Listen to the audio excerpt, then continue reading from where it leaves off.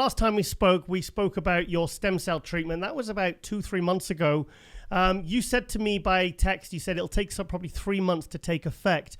How's it going? Have you noticed any improvement? Can you give us any updates? Yeah, it's going pretty good now. It took away a lot of the pain for the most part. That's what the stem cell does. Mm-hmm. Helps with the pain. But he said you have to do it every 3 months. Yeah. Is what he's saying. So I have another shot coming up in about 2 weeks now. Yeah.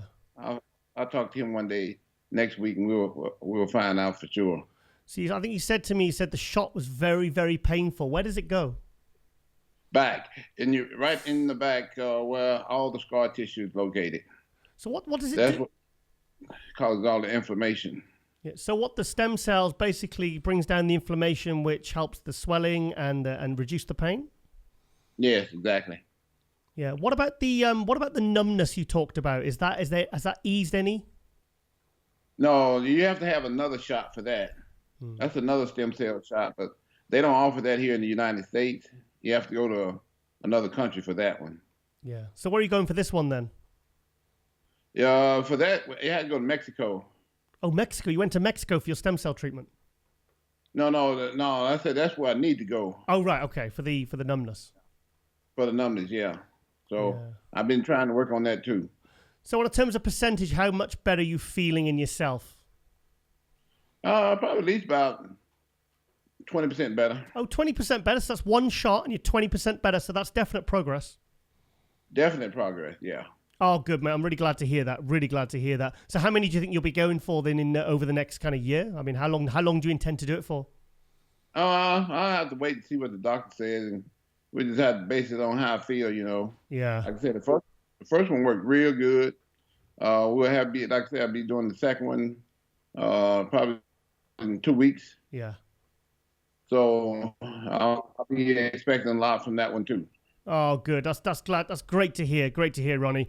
Right. Okay. Then obviously now the big news is we're just less than 1 week away from the 2020 Mr. Olympia. First of all, it's been moved to very close to the RCSS headquarters in Orlando. I mean, that's where the Olympia's been held. How do you feel about it being moved to Florida? I'm not too crazy about Florida. Really? Why? I think Vegas is the best place for something like that. You know, they've had it in Vegas since 1999. Mm-hmm. So that's what, right at 20, almost 20 years. Yeah. 21 years actually. Yeah. Would have been 21 anyway. But you know, and once you find a place like that, you know, and then all of a sudden you have to move it, it's just not the same. You know, everybody. There's so much to do in Vegas. So many other places to go. Vegas is such a, you know, much bigger city with a you know, higher per capita of events going on. You know, there's so many other things going on in Vegas, where in Orlando, you basically just got, you know, Disney World, and not too much else. And a lot of humidity. Yeah, yeah.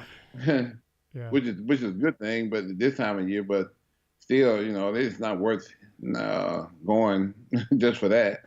But I mean, back in the 80s, the 90s, I mean, 1992, your first ever Olympia, that was in Helsinki, Finland.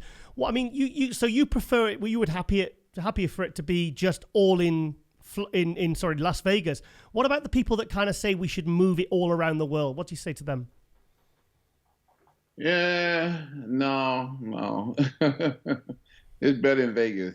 If they got a Vegas all around the world, yeah, we should move it there. So you're saying Las Vegas over an ice rink in Helsinki? Any day. Yeah. I think that was the worst Mr. Olympia ever. Really, the 1992 one, because it was an ice rink in the day, and then so it must have been pretty cold. It was freezing cold. Freezing cold. Not very cold, but freezing cold. What about even with the lights? What about being the lights? Surely the lights would have kept you warm. No. Lights wasn't that hot. Okay. They have to have that thing cold, you know, at all times. and it stays cold at all times. Oh God! So okay, then you got Helsinki, Finland, and then you had the the slaughterhouse in Russia on the Grand Prix. Yeah, well, I like the slaughterhouse better than the. Oh really? Than the yeah, for sure. At least it wasn't ice cold in there. Yeah. So, see, I thought you'd be happy about it moving back to Florida because I was reading in your MD column, there was you were saying in 1991, was it correct that you were the security at the Orlando, Florida 1991 Olympia? Exactly. Yeah, I was. How did that come around? Huh? How did you get that gig? Oh, a friend of mine knew the guy running the show, Wayne. Okay. And asked him if he needed any help. Mm-hmm. And so, of course, Wayne's like, yeah, sure, why not? And I'd always wanted to go to Mr. Olympia anyway, so I got me a ticket and hopped on a plane and went down there and had the time of my life. Well, but did you get to watch the show, or were you just kind of managing security there? No, I watched the show. I was inside the venue where the show was held. Oh, nice. Yeah, I was inside, right there where the show was held. So you got standing by the door. So you got a free ticket and you were paid to be at the 1991 Olympia. Yeah, and watched the whole show. So what was that? Much. What was that like seeing Lee Haney take his final Olympia? It was good. It was great. It was a great show. I thoroughly enjoyed it and had a time of life. I even got to go backstage and talk to Lee. Because I was part of security. Yeah, and talked to Lee and took pictures with him and everything. What were you talking about? I don't even remember. It's been so long ago. Yeah. 29 years. Yeah, I was a little nervous, So but I remember talking to him and taking pictures with him and stuff like that, and that was it. He had to hurry up and go on stage. They was only out back for a minute. Between like prejudging and posing round or something. So what was that like? What was that like seeing Lee Haney up close in flesh? Because I know he was one of your kind of, when you were in your early days of bodybuilding in the early 90s, late 80s. He was someone that you said in your book, you certainly looked up to and admired. And so what was that like seeing him in the flesh? Yeah, it was awesome. It was great. It was a great opportunity for me. Just now getting in the sport. Also, 91 was my second year in it. So to meet him right away, really motivated me that much more to, want to, do good. Yeah. And I did. Well, a few weeks later, wasn't it when you took fourth place at the 19-1 NPC Nationals? Yeah. Uh-huh. So, you played, and Kevin of Rome won that one, and then you went to the IFBB World Amateur Championships, and that's when you won, wasn't it? Yeah, exactly. Sure was. And you turned pro. Yeah, sure. Yeah, exactly. So what was that like being security at a Mr. Olympia one year and watching it, and then the 1992 Olympia, you're on stage?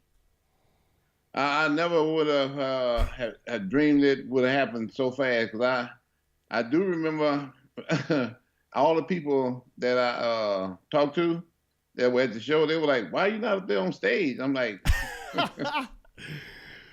I'm nowhere near as good as those guys.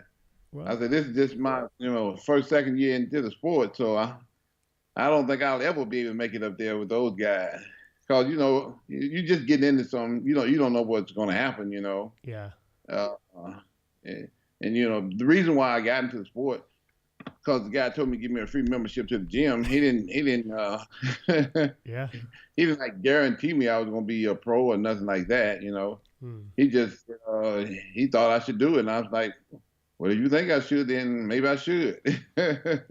So I ended up just doing it just because he gave me that free membership and didn't expect nothing from it. So you kind of had a fast start, and then it took a few years. It kind of took another 6 years before you won the Olympia, of continually working away. Exactly. Yeah. Because the 93, I didn't even qualify for the Olympia, You had to, back then, you had to place in the top 3 in a regular pro show. Anybody that placed in the top 3 in a regular pro show qualify for the Olympia back in my day when I competed. Of course, they changed now. And I didn't place in the top 3 in no shows that year. Yeah. And then it was the first time I ever placed in the top 3 and made it back to the Olympia. Yeah. So from 92 to 96, you were climbing, and then you went down to, then you went up to 6th place, and then 97, you dropped to 9th place. And then in 1998, obviously you came back. And no, you look very, very shocked when you won that one. That ain't the word for it. I was very, very, very overwhelmingly shocked that I won. I never thought in a million years that I would even make it in the top 2. In the top 2? Top 3, top 3, not 2.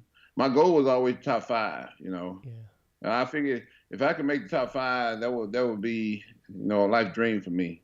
Mm. So like I said, getting into it just for a free membership, I always had a full-time job. Yeah. I didn't really, need to make money from the sport because I was set in doing what I was doing. I was making a lot of money, police department. I was making over 6 figures a year. Oh, wow. So, I was pretty happy with that job. Yeah. I think I think it ain't like I was or nothing, I think you explained it really well in your book about that 1998 Olympia where you kind of like when you realized you'd made top 5 and then you realized you'd made top 3 and then you like, okay, Flex is going to get this. And then when you won, it was just like, boom, you just fell to the floor. It was just such an iconic moment in bodybuilding running. Yeah, exactly. Like I said, never thought in a million years I would win that thing.